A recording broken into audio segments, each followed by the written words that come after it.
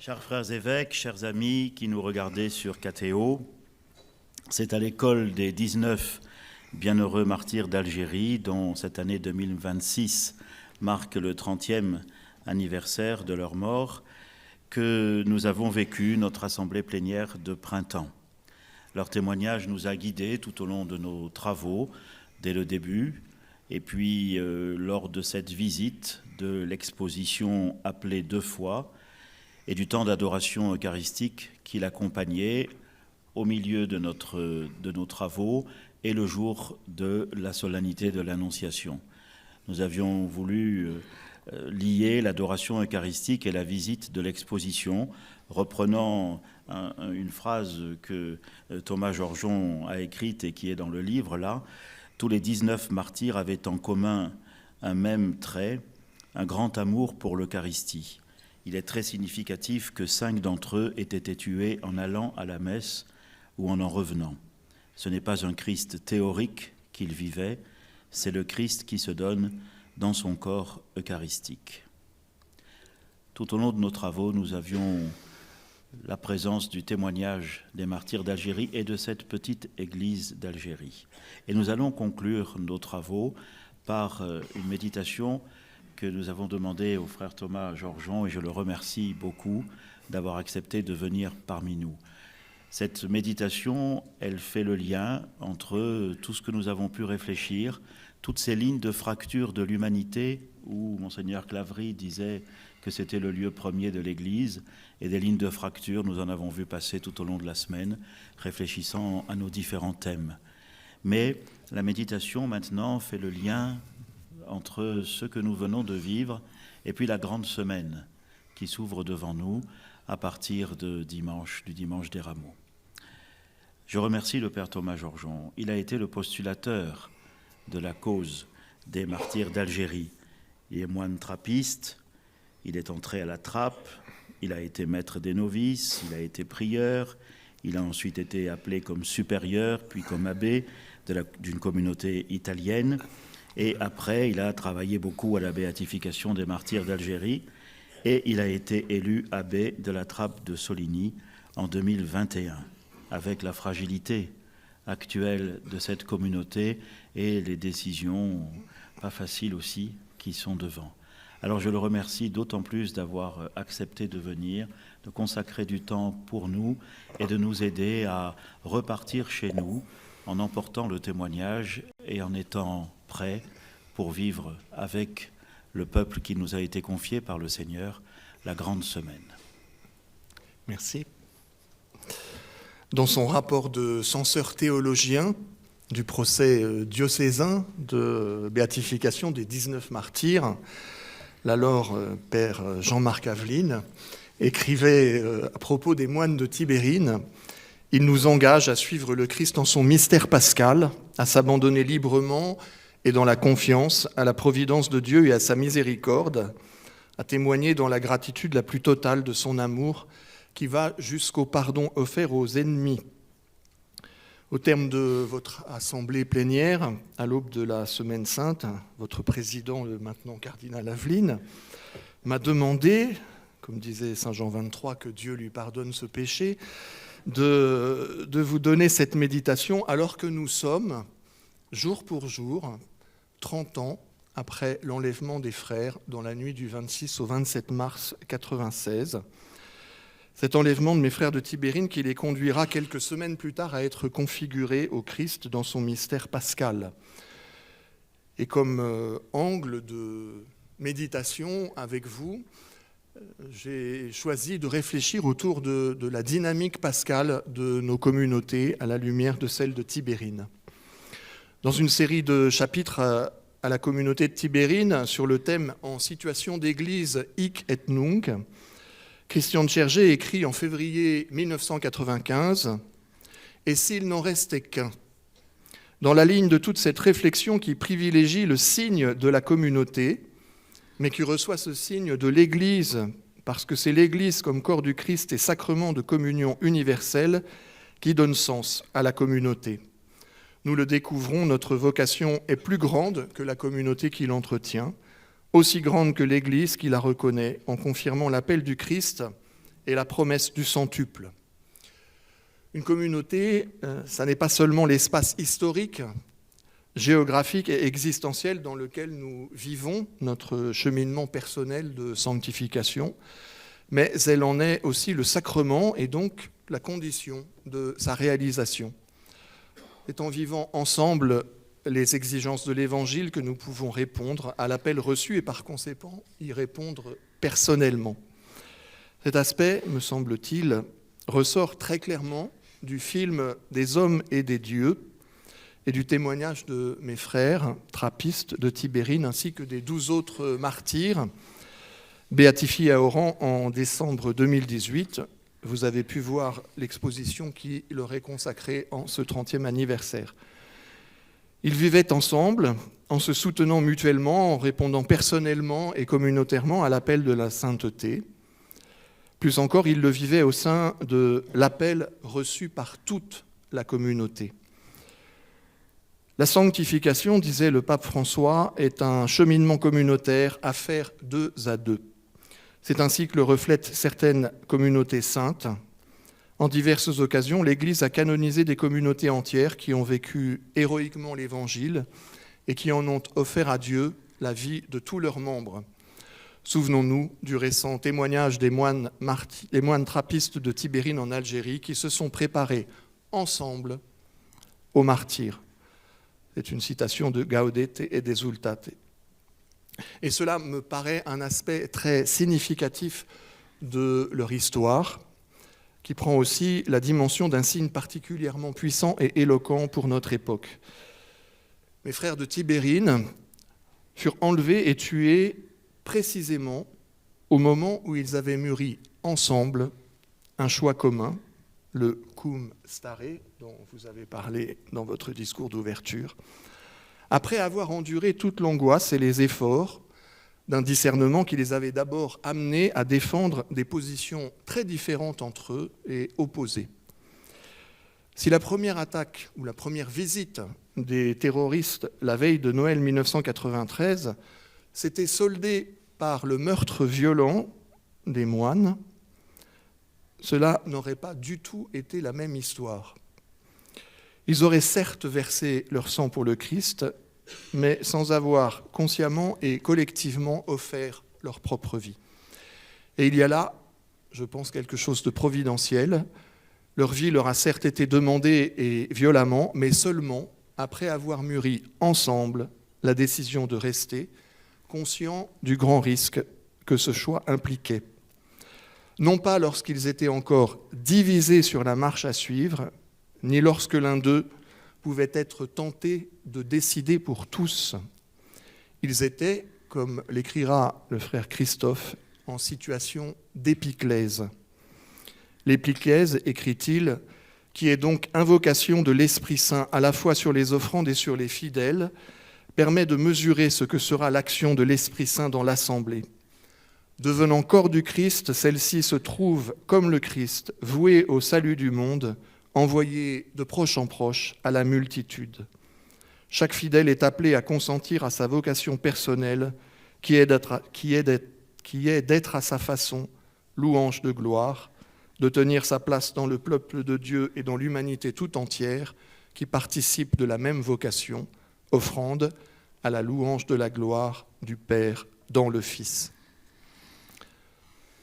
Donc c'est quand ils eurent mûri un choix ensemble et non pas quand ils étaient divisés. Christian de Chergé dira « Nous avons fait l'option de rester et de rester ici. Nous ne nous voyons pas ailleurs aujourd'hui. Nous avons été confirmés dans ce choix par les autorités de notre Église, mais aussi et surtout par les appels de notre environnement. Il y a dans cette option comme un renouveau du don que nous avons fait de nos vies aux hommes, à ces hommes et à ces femmes-là. Cela doit rester gratuit. C'est ça l'Évangile aujourd'hui, à travers la menace que nous encourons. Ça doit l'être pour demain. Nous n'avons pas voulu prendre une assurance sur l'avenir. Ensemble, donc, et non pas divisés. Il me semble que nous trouvons ici une dimension fondamentale pour la vie de chaque communauté, quelle qu'elle soit, et donc aussi pour les nôtres. Et pour nous aider à approfondir, je voudrais garder en arrière-fond le chapitre 18 de l'évangile de saint Matthieu. Matthieu situe ce chapitre 18 dans le contexte des annonces de la Passion. Non seulement le disciple, mais toute la communauté elle-même est invitée à s'approprier la logique de la croix. La communauté chrétienne possède une dimension essentiellement pascale. Elle est un don du ressuscité, elle est le fruit de sa Pâque. Christophe écrivait en mai 95, « Nous sommes une communauté, une église, marquée du signe de l'agneau. Depuis Henri et Paul-Hélène, les deux premiers des 19 martyrs à avoir été assassinés, notre communauté chrétienne est marquée au même titre que le peuple par ce sang versé. Injustement par les assassins et bien souvent offert avec courage par les victimes innocentes. Et puis, il y a le sang du Christ, donnant vie, nous offrant communion de vie éternelle. La coupe où le don nous est donné à vivre en toi, avec toi, par toi. En chaque Eucharistie, nous célébrons la vie, la victoire du vivant face au tueur. Cette célébration débouche sur un service de la charité exercé par chacun à la mesure du don de la foi. Prendre soin de toute vie et de la vie de tous, oui, cela est un engagement vécu au dispensaire, à la porte, à la cuisine ou au jardin. En inscrivant ce discours très communautaire dans le récit du chemin de Jésus vers Jérusalem, et plus précisément dans les trois grandes annonces pascales de la mort et de la résurrection, Matthieu semble nous rappeler que c'est seulement en adoptant une logique pascale dans notre vie personnelle, dans notre vie communautaire et dans nos relations interpersonnelles que nous devenons capables de créer de véritables communautés évangéliques. Christophe écrit en juin 1995 « L'inconnu et la merveille de Dieu ne sont pas tant à définir qu'à découvrir et à vivre dans l'espérance quotidienne, celle de l'échange et de la communion, du respect mutuel et de la transcendance, du dialogue et de la communauté, de l'unité réalisée dans les différences, dans tout amour qui s'ouvre au lieu de s'enfermer, qui crée et multiplie plutôt que de jalousement conserver. » Christian lui répond en écho, « Il y a une bonne nouvelle en moi et c'est simplement Jésus vivant parmi les hommes. Ceux-ci ne peuvent se dire frères que depuis que Jésus est remonté vers son Père et que son esprit murmure en nous l'appel fraternel de sa prière universelle. Toute fraternité est un mythe hors de ce mystère pascal. » Dans cette perspective pascale, il me semble que le chapitre 18 de Matthieu peut aussi être lu et compris à la lumière de la manifestation du ressuscité à la communauté des apôtres qui conclut l'évangile de Matthieu. On y trouve certains points communs, j'en rappelle deux principaux. L'évangile de Matthieu s'achève sur cette grande promesse « Voici, je suis avec vous tous les jours jusqu'à la fin du monde ». Cette promesse résonne de façon similaire au cœur du chapitre 18. « Là où 2 ou 3 sont réunis en mon nom, je suis au milieu d'eux. » Pour Matthieu, le nom de Jésus est Emmanuel, qui signifie Dieu avec nous. La vérité de ce nom, la vérité de cette présence réelle et efficace du Seigneur parmi les siens, chaque communauté l'expérimente en 2 moments privilégiés de son existence, lorsqu'elle est rassemblée en son nom et lorsqu'elle est envoyée, toujours en son nom, évangéliser tous les peuples, comme le rappelle la fin du chapitre. Dans une homélie de 1983, Christian de Chergé écrit « Là où 2 ou 3 sont réunis, je suis au milieu d'eux. » Assemblée du dimanche, où s'accueillera cette paix venue d'ailleurs, d'au-delà du temps. Célébrer ensemble ce dimanche, s'assembler pour célébrer ensemble la présence du Christ, c'est faire sauter les verrous du temps, c'est laisser l'Éternel relativiser tout ce qui se passe. Un deuxième point de contact entre les deux textes est suggéré par une question. Dans quelle communauté le Christ se rend-il présent et se fait-il reconnaître ? On pourrait répondre qu'il s'agit d'une communauté qui est marquée par une triple blessure. Ces blessures, ou du moins leurs cicatrices, se retrouvent également sur le visage de la communauté qui émerge du chapitre 18 de saint Matthieu. La première blessure, c'est celle de la perte numérique. Les disciples qui rencontrent le ressuscité ne sont plus 12, car Jésus n'est plus là. Et le chapitre 18 nous parle d'une communauté qui doit parfois déplorer des pertes. Le troupeau peut se réduire à 99 membres parce qu'une brebis s'est égarée et qu'il faut tout faire pour la retrouver, sans toutefois garantir le succès de cette recherche. Et nous pouvons aussi faire l'expérience du cas douloureux dans nos communautés de vie, d'un frère exclu de la communauté pour avoir refusé d'écouter une parole de correction qui lui était progressivement adressée. Christian écrit en 1988 « Se reconnaître dans ses fils au visage dur, au cœur obstiné. C'est à eux que je t'envoie. S'il y a rupture, schisme, ils ne sont pas en Dieu. C'est la portion privilégiée du troupeau. Ils sont encore dans la communion mystique qui est inscrite au cœur de Dieu et en lui seul. Restez le prophète de cette communion comme le pasteur sortant en quête de la brebis qui s'est elle-même excommuniée. Une seconde blessure est celle de l'abandon.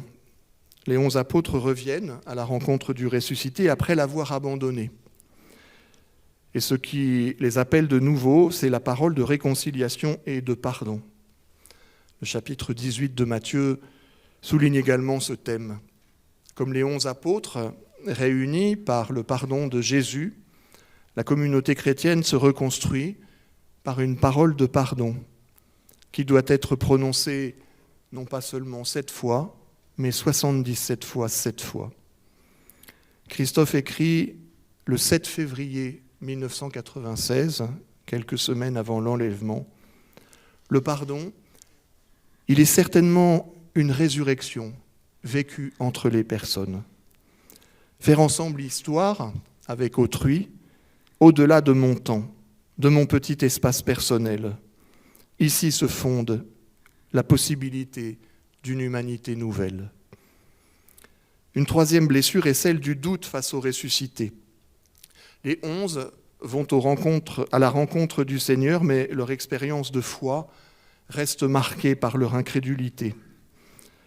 Le chapitre 18 nous parle aussi d'une communauté ecclésiale en proie à de nombreux doutes, à de multiples faiblesses, semblables à celles des petits qui doivent veiller à ne pas scandaliser la fragilité et la vulnérabilité de leur foi. Voici la manière particulière donc, dont Matthieu conçoit notre fraternité ecclésiale, telle qu'elle ressort de ces deux textes. On peut dire que la vision de Matthieu est extrêmement réaliste. Dans cette communauté, dans nos communautés, il y a des personnes petites, fragiles, contrastant avec les ambitions de ceux qui veulent la grandeur.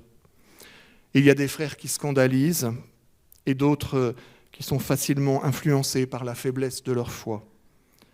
Il y a des frères qui risquent de s'égarer, ainsi que des pasteurs et des responsables de communautés qu'il faut encourager dans leur lassitude pastorale et qu'il faut soutenir. Il y a des besoins qui ne sont pas toujours accueillis et pris en charge comme ils le devraient. Il y a aussi des pécheurs qui refusent la correction et d'autres frères qui restent rancuniers, incapables de pardonner et qui imposent des conditions ou des limites apparemment raisonnables à la pratique du pardon et de la réconciliation. Une communauté qui se construit à partir de ses limites, une éloge de la fragilité. Ce que Matthieu aborde, c'est donc une fragilité marquée par de nombreuses blessures. Sa vision est loin d'être idyllique. Les relations fraternelles apparaissent au contraire jalonnées de défis. Elles sont exigeantes et éprouvantes. Elles sont aussi fragiles, vulnérables aux illusions, aux ruptures, à la tromperie, à l'abandon. Il me semble pourtant que la vision de Matthieu n'est pas simplement désenchantée et réaliste. Son regard est bien plus profond. C'est un regard pascal. En effet, la communauté n'est pas seulement caractérisée par ses limites, mais elle est précisément construite grâce à elle et sur elle. La communauté, elle ne naît pas d'un projet idéal qui feindrait d'ignorer les difficultés ou s'illusionnerait en pensant pouvoir les éliminer, mais elle les traverse et les intègre à son propre horizon, qui est l'horizon de la joie pascale. En mai 1985, Christian écrit « La joie ne se commande pas, mais elle peut se demander. Joie individuelle, joie et sérénité communautaire. Sûr que nos hôtes en cherchent instinctivement les traces. Il leur arrive de percevoir nos tensions, surtout quand ils vivent plus longtemps avec nous. Pas forcément d'ailleurs ceux qui partagent à notre table le pain et le sel. Cela se perçoit aussi à la chapelle, parfois. Mais il y a aussi cette remarque de quelqu'un qui nous connaissait bien. Comment est-il possible que des gens si différents puissent vivre ensemble et avoir l'air heureux? Et il y a ce miracle, si souvent répété, que la joie toujours menacée et toujours quémandée dans la prière puisse rayonner alors même que nous doutons d'avoir quelque chose à en faire goûter. Si vous lisez attentivement ce passage de Matthieu, vous serez peut-être surpris de constater qu'au cœur et au fondement de toute communauté se trouvent moins des valeurs que des blessures partagées, guéries et apaisées. La communauté existe, vit, respire, grandit lorsque les faibles sont accueillis, les fragiles pardonnés, les pécheurs corrigés, les égarés retrouvés, les plus jeunes soutenus. Ceux qui se sont égarés retrouvent alors l'espoir du retour. Assurément, le Christ est là, au centre de nos communautés, là où 2 ou 3 sont réunis. En mon nom, je suis au milieu d'eux. Cependant, ce verset est indissociable d'un autre verset du chapitre 18. Quiconque accueille en mon nom un enfant comme celui-ci, c'est moi qui l'accueille. La fraternité, toute fraternité, se rassemble au nom de Jésus, mais demeurer dans la fraternité implique d'accueillir en son nom les blessures et les besoins des plus petits. Ainsi, ce qui rassemble nos communautés, ce qui peut les unifier, en établissant des relations fraternelles qui ne sont pas fondées sur les émotions et les sentiments, c'est précisément cette volonté d'accueillir ceux qui éprouvent le plus de besoins, de vulnérabilité, de fragilité, d'incrédulité. Et dans cette intégration des blessures accueillies et guéries que la communauté se construit en plaçant le Seigneur Jésus en son centre comme la clé de voûte. Voilà, me semble-t-il, un réel dynamisme pascal que nous sommes appelés à déployer dans nos vies et dans nos communautés. Ce que les hommes ont rejeté et crucifié, le Père l'a choisi et l'a établi Seigneur, comme la clé de voûte d'une fraternité nouvelle et régénérée qui porte en lui les prémices de la résurrection. Christian écrit en 1988 « Et peut-on se donner la paix quand demeurent des blessures, des malentendus, tant que l'autre se présente comme l'agresseur plus ou moins conscient? N'est-ce pas toujours plus ou moins le baiser de Judas? L'Église pourtant nous y convie. À l'Eucharistie, il s'agit bien d'une vraie paix, et dans tous les cas, si cette paix qu'on se donne est celle du Christ, le Christ est présent, et il nous invite à communier à cette présence. Dans cette présence se trouve mystérieusement livré, comme membre de son corps, celui que je suis appelé à devenir, celui que l'autre est dans le cœur de Dieu, et il m'est demandé de communier paisiblement à cette réalité-là, c'est-à-dire de croire simplement que cette idée que je me fais de l'autre n'est ni la seule, ni la dernière, et j'accepte comme donnée dans le Christ la paix possible entre nous, quand enfin nous serons dévoilés l'un à l'autre, tandis que cette communion veut contribuer à nous façonner sous le voile du sacrement, mystère de foi. Chaque fois que la communauté remet au centre ce que, selon ce que le pape François appelait la logique mondaine, elle semble devoir rejeter. Elle actualise en elle-même ce dynamisme pascal qui garantit que le Seigneur Jésus, crucifié et ressuscité, est effectivement en son centre, avec toute la puissance salvatrice et régénératrice de sa Pâque. Être d'accord au nom du Christ.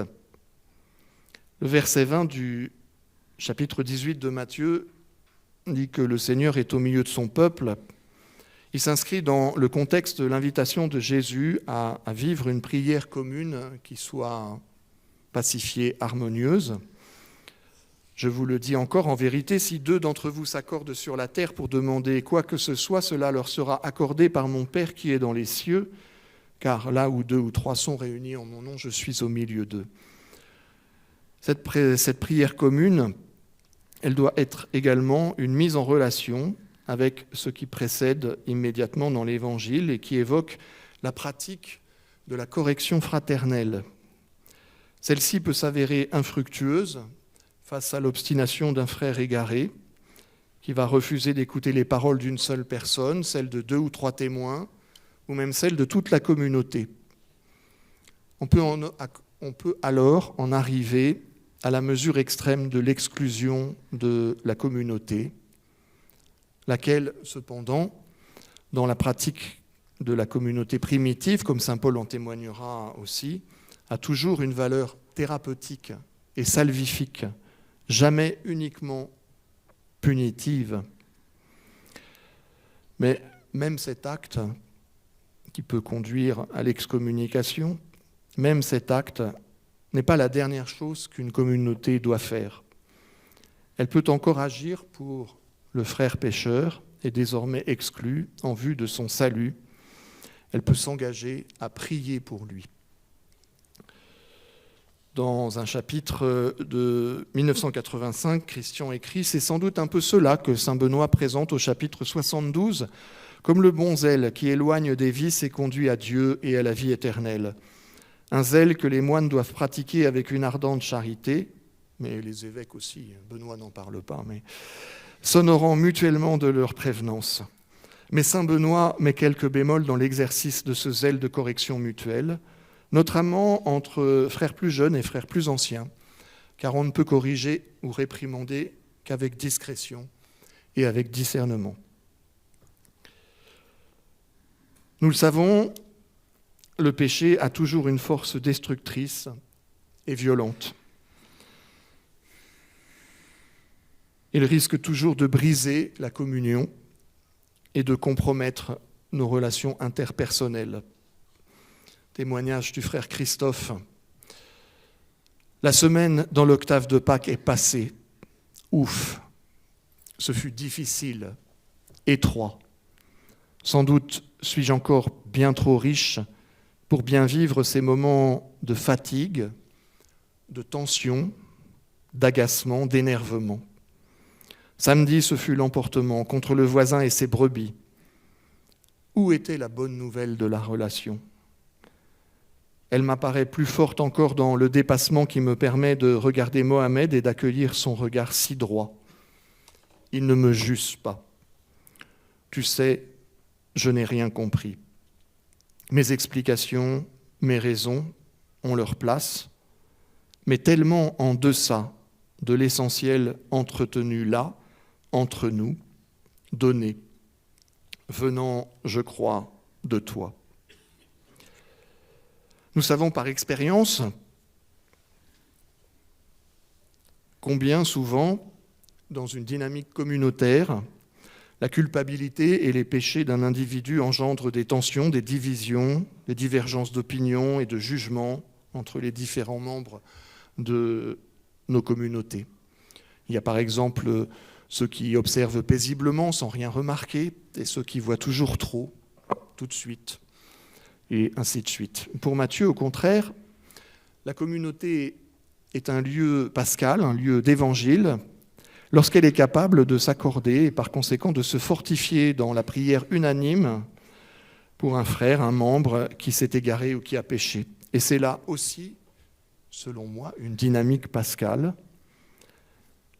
Le péché, celui qui blesse indubitablement nos communautés et les relations qui la traversent, le péché peut se transformer en une occasion pour nos communautés, au lieu de se désintégrer, de se rassembler et de se fortifier par des liens de communion plus forts. Christian de Chergé renvoie sans cesse à l'amour, au don de la vie au quotidien avec lequel se trouve en cohérence et en continuité le dernier instant, ce moment pascal, si le martyre du sang devait survenir. C'est dans les lieux quotidiens, dit-il, que nous entrons à la suite du Christ, dans son mystère pascal de mort et de résurrection, et que se joue le martyre d'amour. Ainsi, les gestes quotidiens ne peuvent être détachés du don ultime, si bien, écrit Christian dans une célèbre homélie du Jeudi Saint 1994, si bien que laver les pieds, partager le pain, donner sa vie et pardonner, c'est tout un. Il nous faut aussi gagner nos frères. La préoccupation première de la communauté doit être, comme le rappelle une expression du texte de Matthieu sur la correction fraternelle, celle de gagner son frère. Christophe écrit le 1er mars 1995, qui est le mercredi des Cendres, hier soir au chapitre « Échange vrai sur violence et non-violence ». Père Amédée et Christian ont parlé de la violence chez les enfants. Un frère a demandé pardon. Il fut question aussi de patience, devant des comportements qui nous agacent, devant des comportements qui nous déroutent. Depuis sa rencontre avec Saya Atia, qui était le chef du groupe du GIA qui s'est présenté au monastère à Noël 1993, depuis sa rencontre avec Saya Atia, Christian prie « Désarme-les ». Et peu à peu s'est imposé « Désarme-moi, désarme-nous ». Si ton frère a péché contre toi, va le trouver et parle-lui en tête à tête. S'il t'écoute, tu as gagné ton frère. Il s'agit pour nous de gagner la confiance de nos frères. Plus largement, on pourrait dire, en élargissant notre perspective, que la fraternité elle-même doit toujours se mériter. Vous le savez, nous les moines, nous le savons trop bien, le corps communauté, ça n'est jamais une réalité acquise une fois pour toutes, ça n'est jamais une réalité figée, mais c'est quelque chose qui est toujours à construire, à reconstruire, à partir, ou plutôt à travers, les blessures qui peuvent la compromettre. Bâtir une véritable fraternité ne consiste pas tant à éviter les conflits, petits ou grands, car c'est souvent une entreprise vaine et illusoire, mais plutôt à vouloir retrouver des relations apaisées malgré les tensions qui surgissent inévitablement.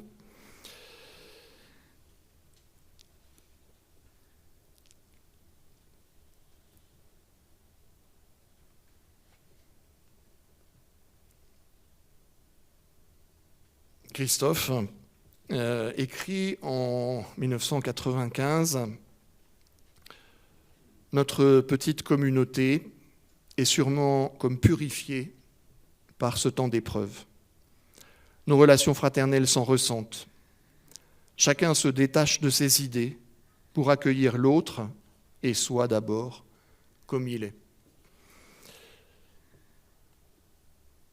pour parvenir à cela, précisément par la parole, la correction, le pardon, la prière, la recherche de ceux qui sont égarés, la bienveillance envers leurs faiblesses et la patience avec laquelle nous sommes prêts à attendre la maturation progressive de nos frères, tout comme les étapes de la correction, du pardon, de la réintégration sont elles-mêmes multiples et graduelles. Nous devons gagner notre frère, et ce verbe aussi, me semble-t-il, renvoie à un horizon pascal et à un dynamisme particulier. Dans les annonces de la Passion, cette idée de gain, elle est toujours liée à la nécessité d'une perte. Car celui qui voudra sauver sa vie la perdra, mais celui qui perdra sa vie à cause de moi la trouvera. Je vous cite un passage du testament, de ce qui est considéré comme le testament spirituel du frère Luc, le médecin de la communauté. L'objectif de cette sentence, sauver sa vie, Dieu veut pour nous la vie. Sauver sa vie, c'est l'insérer à sa juste place. Notre problème est d'être justement situé, c'est-à-dire relié. Ce qui nous fait vivre, c'est la relation. Nous ne savons trouver en nous-mêmes ce qu'il nous faut pour vivre, la mort, la cessation des relations. La foi nous dit que l'issue est la relation avec Dieu, relation qui reçoit la promesse d'être indestructible si nous le voulons. Le soleil de notre vie se définit comme sorti de soi, car rester en soi équivaut à demeurer dans l'orbite du mortel. Vouloir sauver sa vie, c'est nous prendre pour centre, c'est perdre. La solitude du grain, c'est la mort. Un fruit qui échappe à la graine est sauvé. Dilemme de la vie chrétienne, la peur ou la foi. C'est la foi qui sauve, non la peur. La foi consiste à donner sa confiance à quelqu'un ou quelque chose qui nous est extérieur. Risquer sa vie n'a aucune valeur. À cause de moi. Perdre sa vie pour le Christ signifie donner sa vie par amour. Le salut nous vient des autres qui sont pour nous la présence de Dieu appelant à la vie. Si la foi sauve, c'est parce qu'elle détourne notre regard vers un autre, donc crée une relation qui nous arrache à notre solitude mortelle. Chaque fois que nous quittons le souci de nous-mêmes pour le souci d'un autre, nous vivons cette foi qui est peut-être à notre insu, foi en Dieu, perdre sa vie pour le Christ. Tout gain est lié à une perte et l'implique, car tout gain présuppose un sacrifice.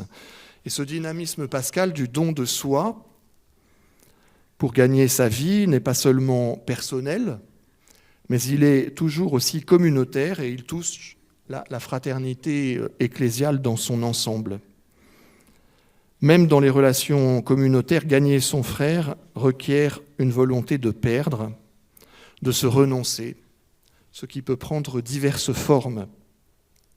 Plus globalement, nous pourrions dire que nous entrons dans un horizon authentique de fraternité précisément lorsque nous acceptons de perdre et de renoncer à un projet idéal de fraternité et de relations communautaires, pour embrasser plutôt cette promesse de fraternité qui, selon la logique pascale de la croix, est inscrite dans les blessures mêmes qu'une fraternité non idéale, mais très réelle et fragile, éprouve et révèle sans cesse. 3 dimensions de la communauté dans ce dynamisme pascal. La première, la fraternité trouve sa grandeur en Dieu, dans notre relation avec le Père. Matthieu 18 s'articule autour de 2 questions des disciples. La première qui est posée au verset 1, « Qui est le plus grand dans le royaume des cieux ?» Et la seconde, c'est celle de Pierre au verset 21, « Seigneur, combien de fois mon frère doit-il pécher contre moi et je lui pardonne ?» Jusqu'à 7 fois. À ces 2 questions, Jésus répond comme toujours en allant au-delà et en les rectifiant. Sa réponse, elle se divise en 2 parties. La première aborde le thème des plus petits, la seconde, celui du pardon, toujours et en toutes circonstances. Aux disciples qui l'interrogent sur certaines dynamiques relationnelles, Jésus détourne son regard de cette perspective horizontale pour l'élever verticalement et en la concentrant sur la manière d'être et d'agir de Dieu. Pour répondre, il nous faut nous tourner vers le Père. Une invitation de Jésus n'est pas seulement de nous tourner vers le Père, mais aussi de modeler notre propre regard à l'image du sien, celui qui regarde et juge. Et ce regard se trouve incarné en Jésus de Nazareth, venu chercher, appeler et sauver ce qui était perdu. L'invitation n'est pas de mépriser les plus petits, au contraire, elle exige de les considérer avec le même jugement que Dieu, dont nous savons que le regard bienveillant se pose constamment sur eux et trouve en eux sa joie. Christian écrira en 1982 « Accueillir tout homme en enfant de Dieu, c'est-à-dire l'enfant de Dieu en gestation en tout homme. Aller vers lui d'instinct, avec le regard du Père. Se savoir lié à une tâche nourricière par rapport à ce petit-là, pour que grandisse en lui ce qui n'est pas de nous et ne saurait être de nous. » L'estime mutuelle, essentielle aux relations fraternelles, doit donc trouver son fondement dans cette vision du monde du Père. Et à la racine de nos fraternités se trouve avant tout une attitude contemplative. Contempler, qui implique deux attitudes essentielles. Fixer notre regard, le regard du cœur et le regard de l'esprit sur Dieu. Et simultanément, nous savoir sous le regard que le Père pose sur nous. Profondeur de la fraternité, au-delà des sommets, la fraternité possède aussi une profondeur, une dimension qui imprègne la vie de chacun de nous. Dans Matthieu 18, cette dimension semble émerger précisément de l'invitation de Jésus. Si vous ne vous convertissez et ne devenez comme des enfants, vous n'entrerez pas dans le royaume des cieux. La fraternité, notre fraternité, nos fraternités exigent ce mouvement personnel de conversion qui nous permet à chacun d'entre nous d'établir des relations avec autrui dans un esprit profondément pascal et évangélique.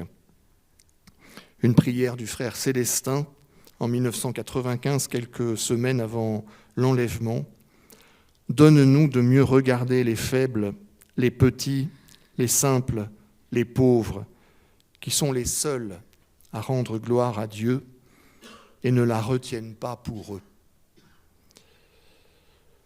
Tout ce qui est requis, donc, cette attention aux plus petits, la correction, le pardon, la recherche de ceux qui étaient perdus, tout cela ne devient possible que si nous-mêmes nous sommes prêts à entreprendre ce cheminement continu et incessant de conversion personnelle. Christophe écrit « Je vois pour ma part que les lieux où ma violence s'exprime au préjudice de l'un ou de l'autre, et donc de la communauté, sont aussi ceux où elle peut se convertir peu à peu. Dans la liturgie, en chant et paroles priant, dans le travail, en force dépensée, donnée, dans la vie fraternelle, en charité. » La parole de Jésus nous rappelle un aspect fondamental de l'expérience fraternelle. Ce qui nous entrave véritablement, c'est le désir de nous affirmer. C'est toujours le désir de devenir grand. Le plus grand scandale que nous provoquons et dont nous finissons nous-mêmes par subir les conséquences provient souvent du fait que notre ego, lorsqu'il cherche à prévaloir, à exceller, à se glorifier, c'est-à-dire à s'accomplir dans une autosuffisance qui a, en fin de compte, créé son propre enfer, sa propre géhenne. Et au contraire, Jésus nous dit qu'il vaut mieux entrer dans la vie boiteux que d'être dans la géhenne avec nos deux pieds. Il vaut mieux se séparer de son propre pied que de se séparer d'un frère parce qu'il est difficile de marcher avec lui. Nous entrons dans la vie et par conséquent dans la fraternité, non pas avec une prétention à l'autosuffisance, à l'intégrité à tout prix, à l'affirmation de nous-mêmes. Nous entrons dans la vie toujours un peu mutilés, ou du moins émondés, comme les sarments de la vigne, disposés à laisser quelque chose nous être pris, à nous laisser arracher à nous-mêmes, car le bien de mon frère peut valoir plus que mon propre œil. Au fondement de cette fraternité ne peut exister que cette attitude d'abandon de soi, un abandon à la beauté des relations, mais qui nous expose aussi au risque, au malentendu, car nos frères et sœurs sont aussi ceux qui peuvent pécher contre nous, qui ne nous écoutent pas quand nous les corrigeons, qui sont scandalisés par nous ou qui, à leur tour, nous scandalisent. Et c'est pourquoi l'abandon de soi est nécessaire pour l'Évangile. C'est la logique pascale de l'appartenance. Nous appartenons si et dans la mesure où nous nous abandonnons. Les relations authentiques naissent, vivent et meurent, ne meurent que dans l'horizon de cet abandon. C'est aussi la logique pascale de l'Eucharistie. C'est au moment où Jésus s'abandonne qu'il crée la nouvelle alliance, la nouvelle communion. Enfin, l'étendue de la fraternité. L'ouverture est la troisième dimension pascale de la fraternité. La dynamique pascale qui place sans cesse au centre ceux qui risquent d'en demeurer marginalisés engendre un mouvement de dynamisme au sein de la communauté, la conduisant constamment à dépasser et à transcender ses propres frontières. La communauté accède à une autre dimension qui est comparable à l'espace d'une longue et d'une large respiration. C'est l'homme lent à la colère qui sait maîtriser sa respiration et par là même ses impulsions ou son impulsivité, ses passions ou sa colère. C'est un homme qui sait attendre, c'est un homme qui sait être patient. En parlant de Saint Bernard, Christian de Chergé écrivait « Il lui a fallu s'habituer à commencer avec des frères dont les exigences intérieures ne ressemblaient absolument pas aux siennes. Apprendre à patienter avec ceux où il rencontrait faiblesse et même simple tentation, qui à ses débuts d'abbé lui paraissait incompatible avec l'idée qu'il se faisait de l'appel monastique. » La communauté a besoin, nos communautés ont besoin de cette ampleur, de ce souffle profond. Cela signifie par exemple être patient, accepter que le temps de maturation de l'autre soit différent du mien. Cela encourage la capacité de laisser les autres respirer, de savoir être conciliant, accueillant, capable d'offrir du réconfort, à l'image de l'humble douceur que Jésus sait donner aux fatigués, aux opprimés qui viennent le rencontrer. En conclusion, la dimension pascale, ou ces trois dimensions pascales que j'ai voulu vous brosser, permet à nos communautés de s'édifier, non pas en ignorant ou en fuyant nos propres faiblesses, nos propres fragilités, mais en les plaçant au cœur de notre cheminement, comme le lieu où la grâce de Dieu peut manifester sa puissance de résurrection. Je termine par cette citation de Christian de Chergé, écrite le 10 février 1996. « Si on s'interroge sur le point d'application du mystère pascal dans nos vies, c'est sans doute à l'intérieur même des relations communautaires qu'il faut le chercher, plus encore quand chacun de nous prie individuellement. À l'intérieur même des relations communautaires, plus que en chacun de nous prie individuellement. Le chrétien doit savoir, par vocation ecclésiale, poursuit Christian, qu'il ne peut se sauver seul. il a reçu en co-responsabilité le salut de tous les hommes, de tous les temps. Qu'as-tu fait de ton frère ? C'est la question qui reste posée à chacun pour l'heure où nous serons jugés sur l'amour. Je vous remercie.